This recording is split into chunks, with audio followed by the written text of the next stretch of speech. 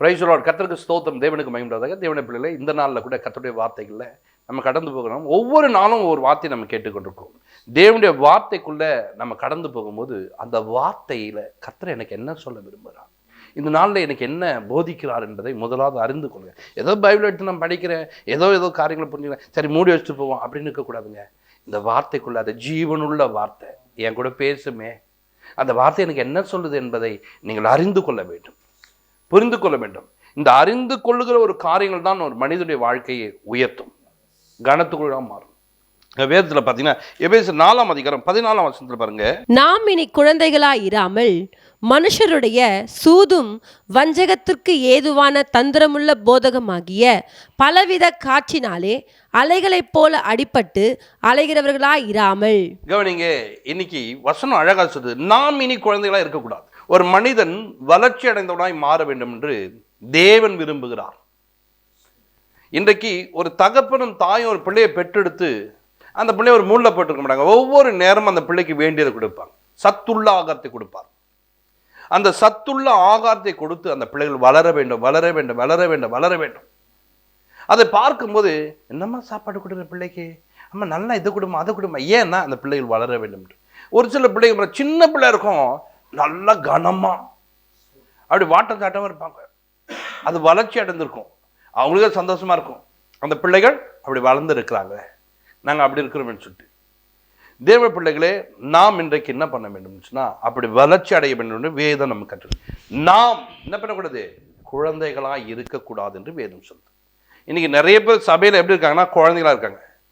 சபையில் நிறைய நேரத்தில் அந்த குழந்தைங்களா இருப்பதனால ஒட்டாரம் பூச்சி கிடக்குது, எனக்கு அது கொடுக்கல, இது கொடுக்கல, இதை செய்யல, அதை செய்யலன்ட்டு. நாம் இனி குழந்தைகளா இராமல், அப்ப அந்த குழந்தைகளா இராமல் என்ன பண்ணணும் அப்படின்னா, மனுஷனுடைய சூதும் அப்புறம் வஞ்சகமும் தந்திரமும் இந்த காரியங்களை நாம் அறிந்து கொண்டவளாய் மாற வேண்டும்.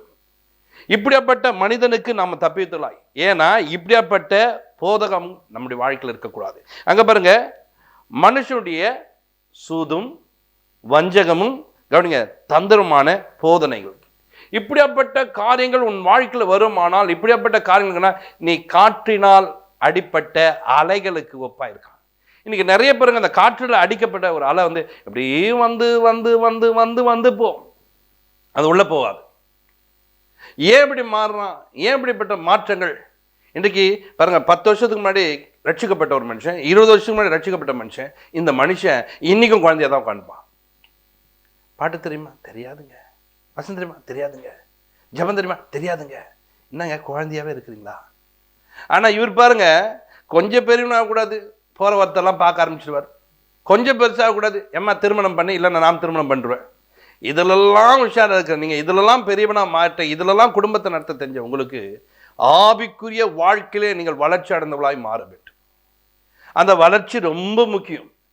அந்த வளர்ச்சி தான் எப்படி சொல்றாருன்னு சொன்னா, அப்படி நம்ம இப்ப வளர்ச்சி அடைந்து இவ்வளவு ஒரு பெரிய மனுஷனை போல காணப்படுற நாம, இது போல ஆவிக்குரிய வாழ்க்கையில வளர்ச்சினா யார் என்ன பேசுறாங்க, யார் எப்படி நடந்து கொள்றாங்க, அவங்க எதற்காக இப்படி பேசுறாங்க என்பதை அறிந்து கொள்ள வேண்டும். இந்த அறிவு எப்போ வரும்? வேதத்தை நாம் படிக்கும் போதுதான். கலாத்தியர்ல 1ஆம் அதிகாரம் 6ஆம் வசனத்தையும் 7ஆம் வசனத்தையும் நீங்க வாசிக்கும்போது பாருங்க, உங்களை கிறிஸ்துவின் கிருபையினாலே அழைத்தவரை நீங்கள் இவ்வளவு சீக்கிரமாய் விட்டு வேறொரு சுவிசேஷத்திற்கு திரும்புகிறதை பற்றி நான் ஆச்சரியப்படுகிறேன்.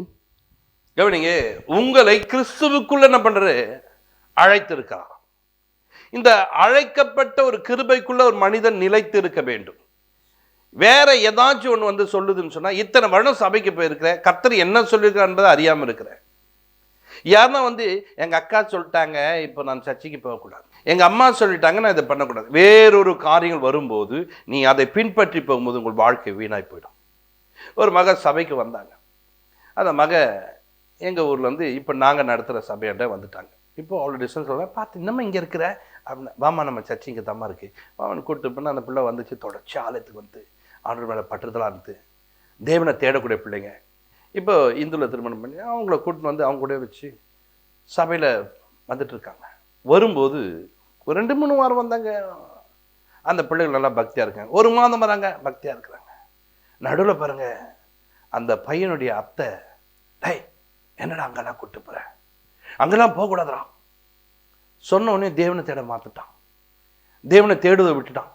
இந்த பொண்ணுகிட்ட சொன்ன, சரி அவன் தான் இருக்கான், நீ நினச்சி வாமான, இல்லையா வேண்டான்றாங்க ஐயா, ஐயா அங்கே போகக்கூடாதுன்னு சொல்கிறாங்கய்யா, அதை செய்யக்கூடாது. கர்த்தருடைய கிருபை உன்னை அழைச்சிது, அந்த கிருபைக்குள்ளே நிலைத்திருக்கணும். இப்போ மனுஷனுடைய சூதும் வஞ்சகமும் என்ன பண்ணிச்சு, உன்னை போக விடாமல் தடுத்துச்சு. தடுத்த மாதத்தில் கொஞ்ச நாள் நல்லா இருந்தாங்க. ஒரு 5-6 வருடங்களை அவங்களை பார்க்குறேன், பிள்ளைகளை பெற்றெடுத்தார்கள், நல்லா வளர்ச்சிருந்தாங்க. திடீர்னு ஒரு நாள் சாப்பிட்டுன்னா அவனுக்கு ஹார்ட் அட்டாக் வந்து செத்து போயிட்டான். அந்த பொண்ணு விதவியாக இருக்கிறது, அந்த பையன் செத்தே போயிட்டான். இந்த கிருபை அவனை அழைச்சிது, இந்த கிருபை அழைச்சிது. பாப்பா எங்கிட்ட பாப்பா, நான் உன்னை என்ன பண்ணுறேன், தாங்குறேன், உன்னை நான் நடத்துகிறேன், உன்னை வளர செய்கிறேன். இப்போ இந்த வளர்ச்சி இல்லாமல் கவனிங்க, அவன் ஒரு 50 வருடம் வாழ வேண்டும் என்று சொன்னால், ஒரு 70 வருடம் வாழ வேண்டும் என்று சொன்னால், இப்போ எத்தனை வருடத்தில் முடிச்சுட்டாங்கங்களா? தன்னுடைய வாழ்க்கையில் ஒரு 30-32 வருடத்துக்குள்ளாக வாழ்க்கையை முடித்து கொண்டான்.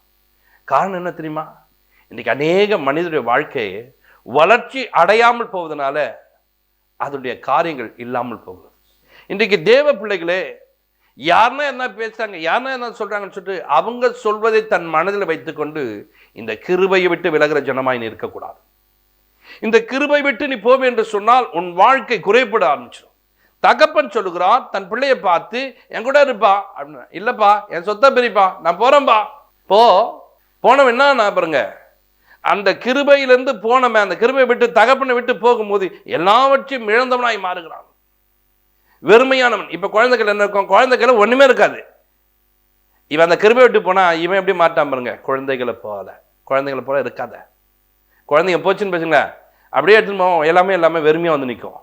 அது போல நீங்க மாறுறீங்க. நாங்க திருமணம் பண்ணும்போது இப்படி இருந்தாங்க, நாங்க வாழ்க்கை துவங்கும் போது இப்படி இருந்தாங்க, ஆனா இப்ப எப்படி மாறினீங்க, வெறுமையாயிட்டங்க, ஒன்னெல்லாம் நிக்கிறங்க. மனுஷனுடைய சூதம் வஞ்சகத்துக்கு நீ என்ன பண்ற, இன்னைக்கு அதை பின்பற்றி போகிறாயா? அந்த வசனம் அழகா சொல்றது பாருங்க, அப்படிப்பட்டவங்க எப்படி இருக்காங்க, அலைகள் எப்படி இருக்குமா, அடிப்பட்டது போல அலைகிற மனிதனாய், அலைந்து திரிகிற மனிதனாய் மாறுவான். காற்றுல அடிபட்டு அலைகிற ஒரு மனிதனுக்கு ஒப்பா இருக்காத. உன்னை நிலை நிற்க வைக்க வேண்டியது இந்த வார்த்தை, உன்னை நிலைக்க வைக்கிறது இந்த வார்த்தை. ஒண்ணுமே இல்லாம வந்தங்க, கர்த்தரை நிறைவா நடத்துறேன், இந்த கிருபை ஒன்று அப்படி நிக்க வைக்குங்க. எங்க வாழ்க்கை துவங்கும் போது ஒண்ணுமே இல்லாம துவங்கணுங்க, இந்த இயேசு எங்களை வாழ வைத்திருக்கிறாங்க. இன்னைக்கு உன் வாழ்க்கையை வாழ வைக்கிற ஒரு தெய்வம் இருக்கிறார், அவர் உன்னை அழைக்கிறார். அந்த கிருபை பின்பற்றி சபைக்கு 10 வருடம் வந்தேன், இப்போ இவங்க எப்படி சொன்னாங்க, அவங்க எப்படி சொன்னாங்க, பின்மாற்றத்தை நோக்கி ஓடுறியா, உன் வாழ்க்கையில் எல்லாவற்றையும் இழந்து போயிடுவார். பின்னாடி போகாத. இன்னைக்கு தேவனை தேடுகிற ஒரு மனிதனாயிரு. ஒரு ஆலயத்துக்குள்ள ஒரு மனிதன் வந்து விட்டான் என்று சொன்னால் முதலாவது சத்தியத்தை படிக்க கற்றுக்கொள்ளும். வேத வார்த்தைகளை எனக்கு என்ன சொல்ல வருது, வேதத்தில் நான் என்ன கற்றுக்கொள்ள வேண்டும், வேதம் எனக்கு என்ன கற்றுக் கொடுக்கிறது என்பதை முதலாவது அறிந்தால் அந்த மனிதன் வளரக்கூடியவனாய் மாறுவான். அந்த மனிதனுடைய வாழ்க்கை வளர்ச்சி அடைந்த ஒரு வாழ்க்கையாக மாறும். கலாத்தியர்ல 1:7 வாசிங்க. வேறொரு சுவிசேஷம் இல்லையே, சிலர் உங்களை கலகப்படுத்தி கிறிஸ்துவனுடைய சுவிசேஷத்தை புரட்ட மனதாய் இருக்கிறார்களே அல்லாமல் வேறல்ல. கவனிங்க, சிலர் இன்னும் எதுக்காக இருக்காங்க, சபைக்கு வரவங்களை, சத்தியத்தில் நிற்கிறவங்களை கலங்கப்படுத்துவது, அவர்கள் சத்தியத்தை புரட்டுவது. இந்த சத்தியம் இப்படி இல்லை, இப்படி சொல்லிருக்கு தெரியுமா, இந்த காரியம் இப்படி இல்லை தெரியுமா, இப்படி சொல்லிருக்கு. ஒவ்வொரு காரியங்களையும் என்ன பண்ற, இப்படித்தான் இடரை பண்ணுங்க. தேவ பிள்ளைகளே, தேவ சமூகத்தில் காத்திருக்கவங்களே, நீங்கள் சத்தியத்தில் நடக்க வேண்டும். அப்பதான் அந்த சத்திய வார்த்தை எனக்கு என்ன சொல்லுது, அந்த சத்திய வார்த்தை என்ன சொல்லியிருக்குது, அந்த சத்திய வார்த்தையில் தேவன் எனக்கு என்ன கற்றுக் கொடுத்திருக்கிறார் என்பதை நீங்கள் அறிந்து கொள்ள முடியும். இன்னைக்கு அநேக நேரங்களில் நம்ம என்ன பண்றோம்னா, அப்படியாப்பட்ட வார்த்தையோடு பழக வேண்டிய நாம மனிதனுடைய உலக வார்த்தையை பின்பற்றி இன்னைக்கு அலைந்து போகிற மனிதனாய் மாறுகிறான். இன்னைக்கு யாரை பின்பற்றல? வேதத்துல ஆகார்ன்ற ஒரு மகளை நீங்க பாருங்க, அலைந்து திரையுளாய் மாறிவிட்டான். தண்ணீர் இல்லை, அலையிறா. ஒரு காரியங்கள் வந்தது, அவர் வாழ்க்கையில குறைவு வந்தது, அந்த இடத்தை விட்டு வெளியே போயிட்டான். ஆசீர்வதிக்கப்பட்ட மனிதனாய் ஆபிரகாமை கர்த்தர் வைத்திருக்கிறார். நான் நிச்சயமாய் உன்னை ஆசீர்வதிப்பேன் என்று ஆபிரகாம் கூட ஆசீர்வாதத்தை வைத்து காத்துனுக்கு ஒரு தெய்வம் இருக்கிறார். அங்கிருந்து வெளியே வரா. இவங்க என்ன இப்படியெல்லாம் திட்டுறாங்க, என்னை கோபப்படுத்துறாங்க, என்னால முடியல, நான் இருக்க மாட்டேன் வந்துடுறான். வந்தா வனாந்தத்தில் அலையிறா, அலைந்து திரிகிறா. இப்ப என்னன்னா, தண்ணி இல்லை, ஒன்றும் இல்லை, நான் என்ன பண்ண போறேன்? அலைந்து திரைகளை பார்த்து ஆண்டவர் சொல்றார், நீ போ, அங்கே போ, நீ போய் கொஞ்ச நேரம் என்ன அடங்கி காத்துரு, உபதேசத்தை மாத்தின்னு வந்துடாத. யாரோ சொன்னாங்கன்னு சொல்லிட்டு, ஏதோ கேட்குதுன்னு சொல்லிட்டு, யாரோ ஏதோ சொல்லிட்டாங்கன்னு அதை நினைச்சுன்னு வெளியே வந்துடாத. நீ போ, உள்ள போ, இருந்து பாரு, நான் உன்னை திரும்ப ஆசை. அந்த பிள்ளையை பெற்றெடுக்க கிருபை தந்தார். அந்த பிள்ளையை என்ன பண்ண, தூக்கி சுமக்க வைத்தார். கர்த்தர் நடத்தினார். இன்னைக்கு தேவ சமூகத்தில் வந்திருக்க பிள்ளையே, சுவிசேஷத்தை வார்த்தைகளை விட்டு வெளியில போகாது. வார்த்தையோடு நடக்க கற்றுக்கொள், வார்த்தையோடு வாழ கற்றுக்கொள். வார்த்தையில நிலைத்திருந்தால் நீ அலைந்து திரிபுடன் காணப்பட மாட்ட. இன்னைக்கு நிறைய பேர் பாருங்க, ரொம்ப வருஷமா இருப்பாங்க, சத்தியத்தில் நடப்பாங்க, சரீரத்துல காணப்படுற பலவீனம் வந்து விடுதலை பெறாமல் அலைந்து திரிவார்கள். அங்கே போன டாக்டர்கிட்ட, இங்கே போன டாக்டர்கிட்ட, இங்கே போன அலைந்து திரிவுகளே. உன்னை அலைய வைக்காத ஒரு தேவன் இருக்கிறார். நீ வந்து அவனுக்கு சுகத்தை கொடுக்க காத்திருக்கிற. அங்கங்க போனது, அங்கங்க போகலாம், இங்கே போகலாமான்ட்டு 12 வருடம் அநேக வைத்தியர்கிட்ட போனான், அலைந்து திரிந்தான். கடைசியில் எங்க வந்தா தெரியுமா? இயேசு ஒருத்தர் சுகம் தருவாராம், அவர்கிட்ட நான் போனா சுகம் கிடைக்குமா தேடி வந்தான். அலைந்தவளை அலையாதபடிக்கு அந்த செகண்டு சுகமாக்கின தேவன். இன்றைக்கு உன் வாழ்க்கையில் நீ குழந்தைய போல வந்து இந்த சத்தியத்துக்குள்ள வர முடியாம, இந்த சத்தியத்தில் நிலைத்திருக்க முடியாம காணப்படுறாயா? இந்த சத்தியத்துக்குள்ள நிலைத்திருக்க கத்து சொல்றான். இந்த கலாத்தியரை பார்த்து வேதம் அழகா சொல்லுது. நிறைய சத்தியத்தை பவுல் போதிக்கிறார், சொல்லுகிறார். கலாத்தியர் மக்கள்லாம் கேட்கிறாங்க. எல்லாம் கேட்டுட்டு அந்த சத்தியத்தை விட்டு விலகி ஓடத்தே உங்களுடைய வேலை. அதனால தான் 3ஆம் அதிகாரம் 1 வசனம் சொல்றாரு, புத்தி இல்லாத கலாத்தியரே, நீங்கள் சத்தியத்திற்கு கீழ்ப்படியாமற் போகத்தக்கதாக உங்களை மயக்கினவன் யார்? இயேசு கிறிஸ்து சிலுவையில் அறையப்பட்டவராக உங்கள் கண்களுக்கு முன் பிரத்யட்சமாய் உங்களுக்குள்ளே வெளிப்படுத்தப்பட்டிருந்தாரே. கவனிங்க, இயேசு கிறிஸ்து சிலுவையில் அறையப்பட்டதை பார்த்துருக்கீங்களே, அப்படிப்பட்ட காட்சி நீங்க கண்டிருக்கீங்களே. ஆனா அப்படிப்பட்ட தெய்வத்தை விட்டுதான் அவரெல்லாம் இல்லை. இது ஒரு தவறான உபதேசம். இந்த உபதேசத்தில் இருக்காதுன்னு சொல்லும் போது இந்த கலாத்தியர் இப்ப யாரா மாட்டான்? புத்தி இல்லாதவனாய் மாறுகிறான். இன்னைக்கு புத்தி இல்லைன்னா இந்த தேவனை தேடுவதை விட, இங்க இருக்கிறத விட நான் வேலைக்கு போனா கூட நல்ல சம்பளங்க, இங்க இருக்கிறத விட நான் அங்க போனா நல்லா இருக்கலாங்க. ஆலயத்துல இருக்கிற நேரத்தை விட உலகத்துக்குள்ள வாழ்கிற நேரங்களை அதிகமாய் மாற்றிக்கொள்ள. ஒன்னும் குழந்தையாத்தாம இருக்கிற நீ வளர்வேன்னு சொன்னா உலகத்துல இருப்பது நேரத்தை விட வேதத்தோட கை கொண்டு இருப்ப. நீ வளர்வே என்று சொன்னா கவனிச்சு, உலகத்தில் இருக்க நேரத்தை விட ஆலயத்துக்குள்ள ஒன்றித்து இருக்கிறதை உன்னுடைய வேலையா மாறும். ஏன் தெரியுமா? அதுதான் அவனுக்கு புத்தி. இந்த புத்தி இல்லாதவன் தான் என்ன பண்ணுகிறான்னா, அவன் தேவனை விட்டு போகிறான். தன் தகப்பனை விட்டு போய் அப்புறமேட்டு தான் தெரியுது, எல்லாத்தையும் இழந்தப்பதான் தெரியுது. இப்ப புத்தி தெளிந்தவனாய், புத்தி உள்ளவனாய் மாறுகிறான். திரும்ப வரான்.